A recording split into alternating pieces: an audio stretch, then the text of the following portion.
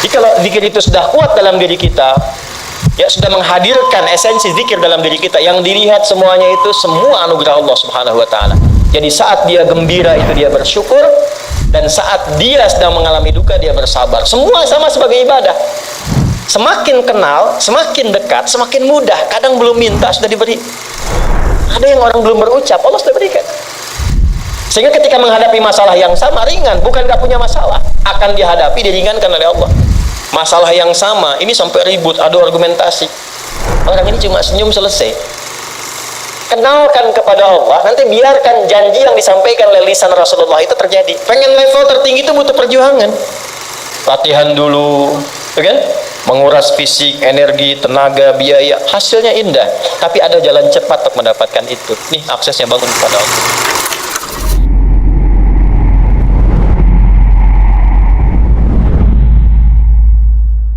Nih Pak, indahnya begini Pak. Maaf ya. Lihat istri itu ingat Allah. Lihat anak ingat Allah.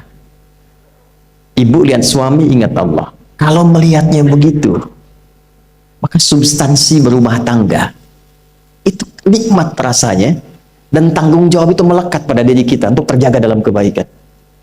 Ya. Saya nitipkan handphone saya ke antum, dan antum tahu itu punya saya. Ya, dan Anda mencintai saya misalnya, ta'zim di situ. Mungkin nggak handphone itu ditempatkan di tempat yang tidak baik? Mungkin nggak Anda taruh di lantai begitu saja? Demi Allah saya katakan, mungkin Anda akan mencari tempat terbaik, disimpan di situ, dirapi-rapikan, dilap-lap, karena Anda merasa itu punya saya yang dititipkan pada Anda. Manusia saja bisa Anda perlakukan demikian. Bagaimana ketika Anda melihat anak itu amanah Allah, yang Anda sebagai orang tuanya akan ditanya di kemudian hari. Maka kalau mau bersikap yang nggak enak itu, nggak bisa Pak kita lakukan. Mau bentak tuh nggak bisa, mau marah tuh ditahan-tahan. Ya. Dan itu dijaga. Lihat istri sebagai amanah Allah itu beda caranya dengan hanya melihat kemanusiaannya saja. Istri melihat suami sebagai amanah Allah akan lain. Ya. Makanya akan selalu sempat dan optimal merawat istri sendiri dibandingkan lihat-lihat istri orang. Begitu sebaliknya. Ibu pun tidak harus berharap, kenapa ya suami saya nggak seperti Ustadz? Harapan yang sia-sia. Sudah ada turunan hikmahnya. Nah itu ada latihannya. Latihannya apa? Alladzina yadhkurunallah, zikir. Jadi kalau zikir itu sudah kuat dalam diri kita, ya sudah menghadirkan esensi zikir dalam diri kita, yang dilihat semuanya itu semua anugerah Allah Subhanahu wa taala. Jadi saat dia gembira itu dia bersyukur, dan saat dia sedang mengalami duka dia bersabar. Semua sama sebagai ibadah. Ajaban li amril mu'min. Kalau sudah seperti itu, kata Nabi, perkara hidupnya mengagumkan, gak ada keluhan. Itu latihannya zikir. Nah, zikir ini di Quran diturunkan dalam bentuk yang pokok berupa amalan ritual. Karena itulah semua bentuk amalan ritual disebut dengan zikir. Jadi kalau kita ingin hadirkan sifat tadi, maka cara pertama tingkatkan ibadah ritual. Salat, apalagi Al-Quran.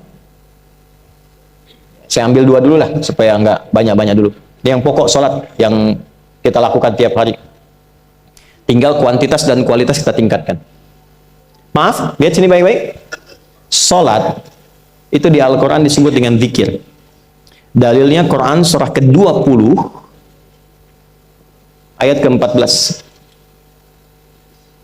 Dan langsung disarikan dengan fungsi ibadah sebagai fungsi hidup kita. Sudah?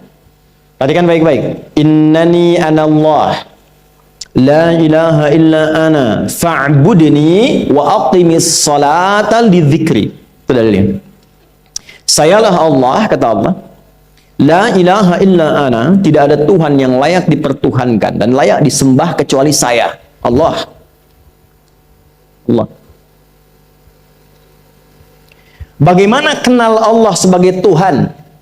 Ya, yang layak disembah, yang harus dipertuhankan, kenalnya bagaimana? Mendekatnya bagaimana? Fa'budni, sembah saya supaya kamu kenal saya, dekat dengan saya, tahu saya. Bagaimana caranya? Wa aqimis shalah, tunaikan salat. Jadi kalau pengen dekat dengan Allah, terkoneksi kepada Allah, tersambung, punya sifat tawakal yang kuat, nih tingkatkan sholatnya, tambah. Makanya tiap hari kita sholat 5 waktu itu untuk membangun konektivitas dengan Allah. Sebab kalau sudah dekat, aksesnya pun terbuka semua. Itu maksudnya. Anda dekat dengan pimpinan, akses di perusahaannya kan mudah untuk diakses. Ya kan? Kita punya kenalan yang kuat, yang punya sesuatu, aksesnya mudah dibuka. Kita kenal Allah dan dekat dengan Allah, apa yang sulit bagi Allah? Dan ini kita yakin. Nah sekarang Allah kasih jalan. Coba lihat orang-orang dulu, ya. Mereka ketika akan melatih dirinya untuk tersambung kepada Allah, sholat semua, termasuk para nabi, rasul.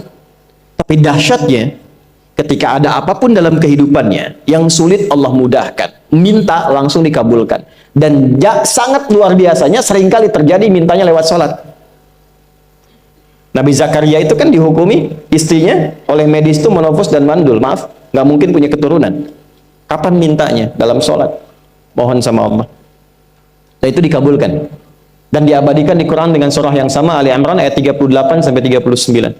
Hunalika da'a Zakaria rabbah qala rabbi habli min ladunka dzurriyyatan thayyibah innaka sami'ud du'a. Ya Allah, mereka mengatakan aku nggak mungkin punya keturunan. Mereka mengatakan istriku punya keterbatasan. Maka aku memohon kepadamu yang tidak punya batas dalam pemberian. Engkau yang maha mendengar. Kalau kepada yang maha mendengar doa saya tidak dikabulkan, mohon tunjukkan kepadaku lewat sholat ini ya Allah, dengan cara apa lagi dan kepada siapa aku mesti memohon. Itu nggak nunggu lama, permohonan selesai, turun jawaban ayat 39-nya. Fanadatul malaikatu wa huwa qa'imun yusalli fil mihrab. Turun malaikat mengabarkan engkau dapat kabar gembira akan punya anak, langsung namanya dikasih Allah Yahya. Annallaha yubasyiruka bi Yahya. Artinya hidup yang mustahil menurut manusia, lahir dari rahim seorang perempuan, maaf, yang divonis monopause dan mandul, bayi yang hidup, kata Allah nggak ada yang mustahil, lahir dan terjadi itu. Yahya, John, lahirlah. Kapan terjadinya? Saat sholat. Karena itu saat dipanggil sholat, itu isinya tuh kan doa semua. Silakan ngecek, isinya doa semua. Dari mulai takbir, sujud sampai salam, isinya doa semua. Dan itu konektivitas kita dengan Allah, minta. Kapan itu bisa terkabul dengan cepat doanya? Kapan selesai urusan kita? Kalau koneksinya bagus. Makanya disebutnya zikir, yang terhubung, yang nyambung. Semakin kenal, semakin dekat, semakin mudah. Kadang belum minta, sudah diberi. Ada yang orang belum berucap, Allah sudah berikan. Sehingga ketika menghadapi masalah yang sama, ringan. Bukan nggak punya masalah. Akan dihadapi, diringankan oleh Allah. Masalah yang sama, ini sampai ribut, adu argumentasi. Orang ini cuma senyum, selesai. Betapa banyak masalah kecil diargumentasikan jadi besar, akhirnya problem. Tapi tidak sedikit masalah besar dihempaskan di atas sajadah.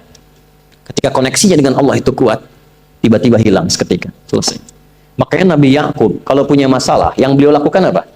Dia bentangkan sajadahnya, dia sholat, dia mohon kepada Allah. Itu dilestarikan di Quran surah ke-12 Yusuf ayat ke-86. Aku tuh kalau sedang punya masalah apapun, ya aku bangun konektivitas dengan Allah. Innama ashku bathi wa huzni ilallah. Saya curhatnya cuma sama Allah. Ini Pak, ini bagian pertama. Nah, jadi kalau ingin semakin kuat, sampai ada masalah diringankan, mau kerja dibukakan pintunya, itu ada jenisnya. Yang pokok ada 5 waktu, 17 rakaat. Yang detil itu ada pada sunnahnya. Dan itu hebatnya dalam Islam. Dijelaskan caranya, disebutkan tujuannya, dan diterangkan hikmahnya. Contoh, kita sekarang jam berapa? Jam 9.20. Di waktu saat ini ada waktu sholat disebut dengan sholat duha.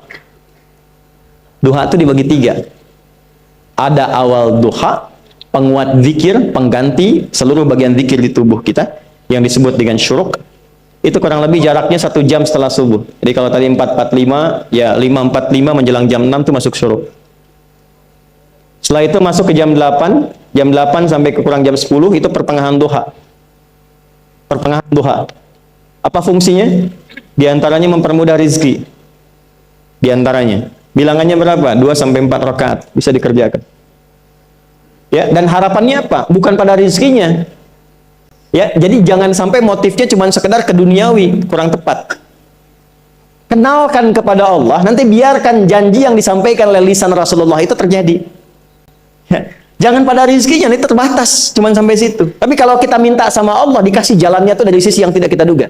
Anda berhitung, Allah kasih hitungan. Anda tak berhitung, Allah kasih apa yang tidak pernah Anda hitung sebelumnya. Itu poinnya.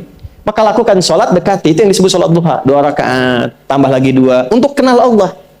Kalau sudah merasakan dekat, sudah nyaman, sudah enak, muncullah kemudian kesan dalam hati. Terserah Allah mau kasih berapa. Yang penting sudah enak, sudah damai. Di titik itulah kemudian Allah limpahkan dari apa yang nggak pernah kita duga sebelumnya. Tiba-tiba keluar, kok ada telepon, dapat proyek, dapat macam-macam.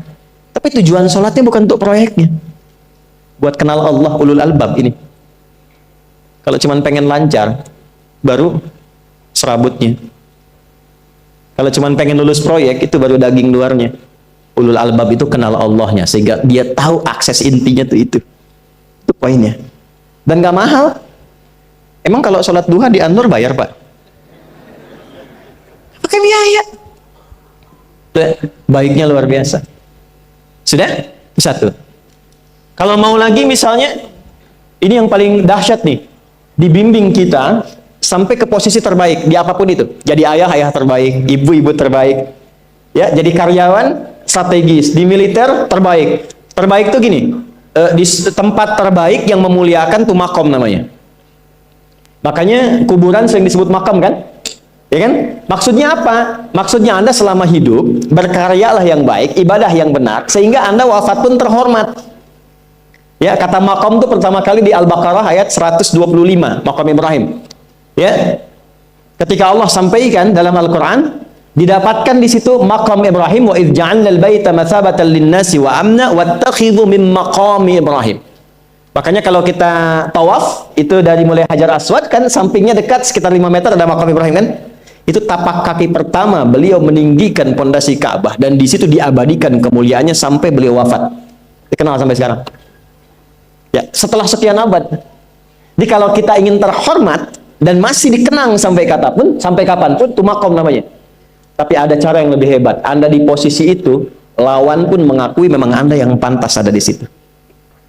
Itu namanya maqam mahmuda. Maqam mahmuda. Siapa yang bikin urutan 100 tokoh paling berpengaruh di dunia?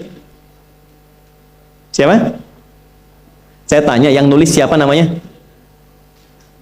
100.000? 200.000? Dia mencari langsung di Google tuh. Lambat mas, waktu habis. Michael Chart. Dia yang nulis, maaf ya. Urutan pertamanya siapa? Muhammad SAW. Yang nulis itu muslim atau bukan? Kok bisa tergerak hatinya untuk menempatkan seorang nabi muslim di tempat pertama? Saya tanya begini, kenal Abu Jahal nggak? Ya Allah. Makin siang nih, nggak fokus nih. Saya kira cuma di Bengkali saja yang kenal Abu Jahal, sini kenal juga. Baik, Abu Jahal itu, apakah orang ini tidak kenal Nabi? Kenal. Orang ini tahu, kalau saya sebut orang ini berarti kurang bagus ya. Kalau saya sebut beliau berarti baik ya. Abu Bakar saya sebut beliau, Abu Jahal orang ini. Maksudnya Abu Jahal. Apakah orang ini tidak tahu kalau Nabi itu mulia? Nabi unggul. Nabi hebat kan? Jadi mengakui sebetulnya Nabi unggul. Dan bulat dengan Nabi itu dalam olahraga kalah. Dia tahu Nabi itu kuat. Ya. Di dalam cinta juga tahu Nabi paling unggul. Abu Jahal melamar Sayyidah Khadijah ditolak, Nabi nggak lamar, Sayyidah Khadijah minta dilamarin. Ya. Dari sejak itulah dia nggak mau tahu semua yang dari Nabi, pokoknya semua harus jelek. Walaupun dia tahu itu baik, nggak kenal, sampai nggak menanamkan pada dirinya nggak ingin kenal kebaikan Nabi, nggak ingin kenal pada sesuatu, itu jahlun namanya. Jadi kalau ada mbahnya yang paling bodoh yang nggak pengen tahu, itu Abu Jahal namanya. Maka sejak saat itu orang ini disebut dengan Abu Jahal. Tapi Abu Jahal pun itu meyakini kebenaran kekuatan Nabi, cuman karena iri saja. Gitu. Tapi dia nggak bisa nolak. Menilai seseorang di tempat terbaik yang kita nggak bisa nolak dan mengakui memang dia orang yang terbaik, itu namanya maqam mahmuda. Tahukah Anda, jalan untuk mencapai maqam mahmudah itu nggak akan mungkin kita dapatkan kecuali mendekati yang punya semua maqam, yaitu Allah Subhanahu wa taala. Dan jalannya lewat sholat. Itu lewat sholat. Tapi karena ini levelnya istimewa, tingkat tertinggi, ya prajurit pengen jadi komandan terhebat yang diakui, nggak ada orang nyoal. Di kepolisian pengen jadi pimpinan yang baik dan semua mengakui sehingga nggak ada yang nyoal. Di perusahaan pengen jadi pimpinan yang ideal, ya semua mengakui, nggak ada yang nolak. Itu maqam mahmudah. Jalannya apa? Ternyata nggak pakai uang, nggak pakai koneksi-koneksi yang tidak jelas. Koneksinya dibangun dengan Allah sehingga Allah melembutkan hati semua orang itu untuk menetapkan dia yang terbaik. Sholat. Karena levelnya tinggi, dinaikkan dari sekedar sholat fardu. Ditempatkan di waktu yang tidak biasa. Butuh pengorbanan, butuh perjuangan. Namanya tahajud. Turunlah Quran surah ke-17 ayat 79 sampai 81 itu. Quran surah 17 ayat 79 sampai 81. Itu poinnya. Wa minal laili fatahajjad bihi nafilatan laka asa ay yab'athaka rabbuka maqaman.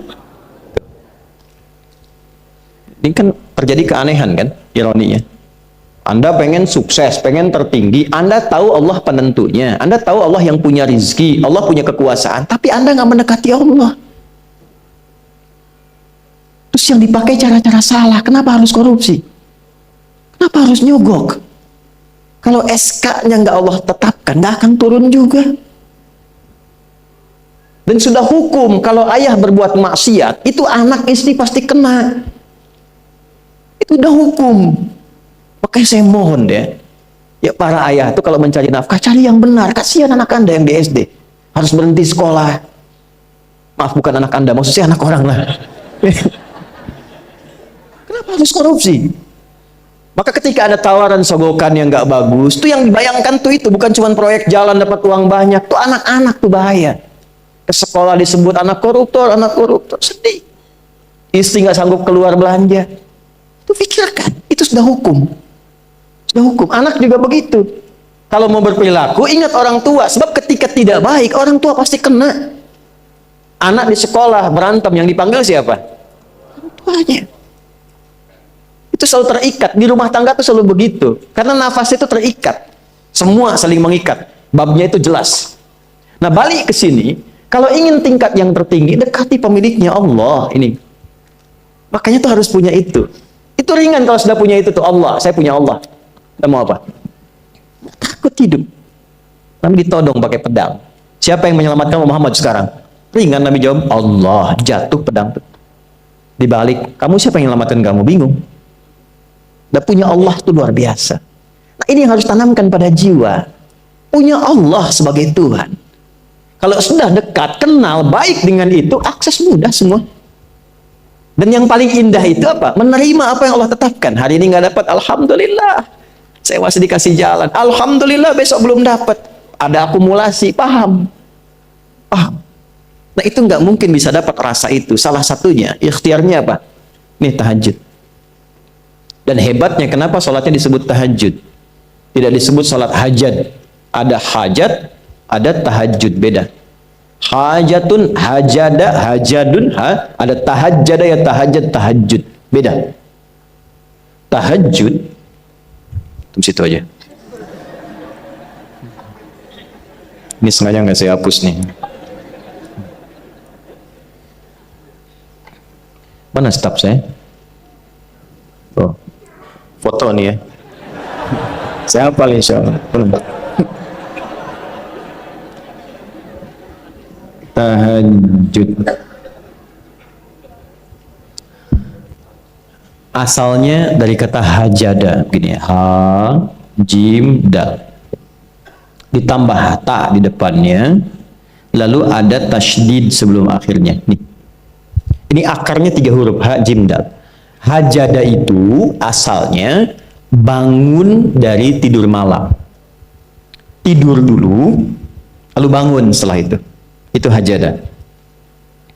Pelan-pelan. Paham sampai sini? Kita teruskan.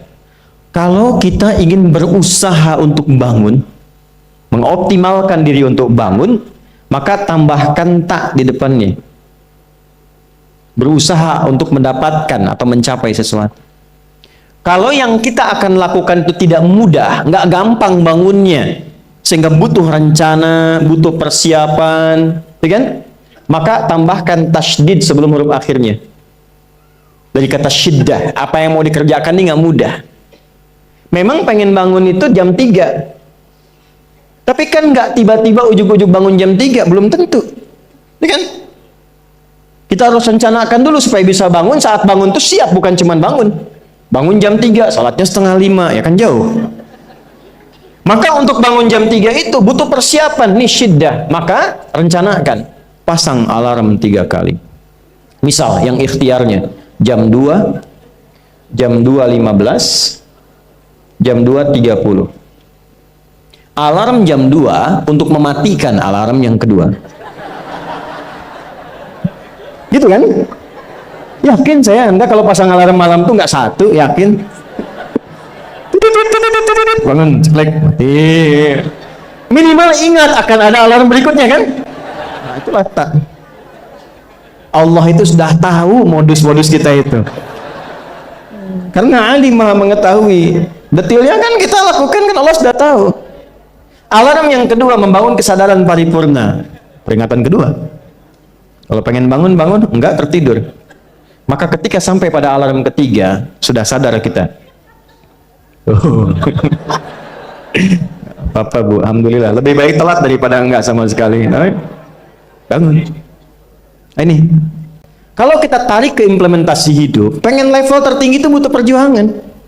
Latihan dulu, kan? Menguras fisik, energi, tenaga, biaya. Hasilnya indah. Tapi ada jalan cepat untuk mendapatkan itu. Nih aksesnya bangun kepada Allah. Gitu. Kalau kita tingkatkan ini, itu luar biasa. Jadi itu. Jadi. Nah, kalau ini terus ditingkatkan, terus tingkatkan, nanti membangun value yang terasa. Ada nilai-nilai yang terasakan, kita merasa lebih dekat dengan Allah. Yang biasanya tadi dipanggil azan baru ingat sekarang, baru selesai subuh udah ingat isya. Nanti isya bagaimana, gitu kan, urutkan. Tapi tetap zuhur juga, zuhur, asar, maghrib, isya. Waktunya kenal, jam berapa. Bahkan dipetakan, saya nanti akan ke sini, masjid yang terdekat di situ. Jadi lihat peta itu, ya, lihat peta jalan, saya nggak sebut nama supaya nggak endorse. Itu lihat peta jalan, itu dia petakan, saya akan sampai di situ jam berapa, durasinya berapa, masjidnya di mana. Kalau tertinggal di situ, di sini saya sholat Jumatnya. Sampai ke situ. Nah, value yang membuat kita semakin meningkat dekat dengan Allah, itu takwa namanya. Takwa. Disebutkan sebanyak 240 kali dalam Al-Quran. Nah, intinya itu ini nih. Jiwa takwanya. Kalau ini sudah ada, Allahu Akbar. Silahkan Anda keluarkan semua kata-kata takwa di Quran. Tidak ada kecuali yang indah semuanya. Quran surah 65. 65 itu babnya bab tolak. Surahnya At-Tolak. Tolak itu persoalan terbesar di rumah tangga. Nggak akan bisa terjadi yang demikian itu kalau ada takwa di dalamnya. Kalaupun mesti terjadi, itu spirit takwa mengarahkan pada yang terbaik. Makanya di ayat kedua di ujungnya, sampai ke ayat 3, apa yang terjadi? Di rumah tangga itu kan cuma 2 babnya. Satu masalah dari komunikasi, yang kedua materi. Perhatikan, wa may yattaqillaha yaj'al lahu makhraja wa yarzuqhu min haitsu la. Siapapun yang mampu meningkatkan takwanya kepada Allah, pakai man tuh, setiap personnya. Suami, istri, ayah, ibu, anak, satu keluarga mencoba meningkatkan takwa. Dia tahajud, bangun semua ingatkan. Bangun semua tahajud, salat duha, yuk ingatkan dimanapun. Alhamdulillah. Apa yang terjadi ketika dilakukan? Apa jawab Allah? Yaj'al lahu makhraja. Nggak pakai alif lam, makhraja. Masalah apapun yang engkau alami, suami berangkat ada masalah. Ada masalah umum yang semua orang mengalami itu. Tapi yang ini enggak. Kena macet, ada macet, dia mau berangkat, tiba-tiba diarahkan, jangan lewat situ Pak, macet, Bapak kesini aja. Ya. Pak ikut kami saja Pak, tiba-tiba patwal datang, ayo ikut. Ya, itu bisa terjadi. Wa yarzuqhu min haitsu la yahtasib, bahkan rezekinya pun itu datang dari sisi yang enggak diduga. Gak nyangka ya, emang gak sangka datangnya. Ya, habis sholat tiba-tiba telepon masuk, belum selesai proyek ini ada permintaan itu. Beda istidraj dengan takwa itu lain. Kalau istidraj itu bertambah tapi lupa Allah. Hati-hati. Proyek nambah, sholat lupa. Hati-hati. Hati-hati ya. Pekerjaan menambah, omset nambah, tapi nggak pernah bisa ngaji. Nggak pernah mampu sholat. Hati-hati itu. Dan paling bahaya kalau itu nambah terus sehingga membuat lupa semua ibadah. Itu istidraj namanya. Istidraj. Ancamannya akhirat tuh, hati-hati. Segera ingat, segera ingat. Tapi kalau semakin nambah, semakin ingat Allah, itu anugerah. Karena Allah telah menilai hamba ini paham menjalani kehidupan, sehingga dia ngerti. Makanya Utsman, Abdurrahman bin Auf, setelah masuk Islam, hartanya makin nambah. Karena kenapa? Karena telah dinilai layak mengelola harta, paham cara mengelolanya. Dapat segini, alokasikan ke sini. Dapat segini, alokasikan ke sini. Pak, di mana logikanya? Ada 600 truk hasil usaha. Bapak punya 600 perusahaan. Satu perusahaannya itu bergerak di bidang misalnya logam mulia. Ya, ada emas, ada berlian, ada macam-macam dan sebagainya. Satu kali Anda berhasil mendapatkan kurang lebih 600 truk logam mulia di dalamnya. Mau datang kemudian ke tempat Anda di jalan. Tiba apa yang terjadi? Ada komen tetangga kepada Anda. Misal, komennya nggak langsung, cuma ke teman tetangga Anda dengar. Waduh, Pak Asep hisabnya luar biasa kayaknya ya. Hisabnya, bukan berliannya. Hisabnya luar biasa, terus nyampe di telinga Anda. Kira-kira ketika mendengar itu respon Anda apa? 100.000? Bingung kan? Bingung. Lihat Abdurrahman bin Auf, jazakallahu khair. Datang 600 kafilah pakai unta. Isinya semua emas, berlian, perak, macam-macam. Heboh Madinah, bum bum bum bum bum bum bum. Tiba-tiba Sayyidah Aisyah komen radhiyallahu taala anha.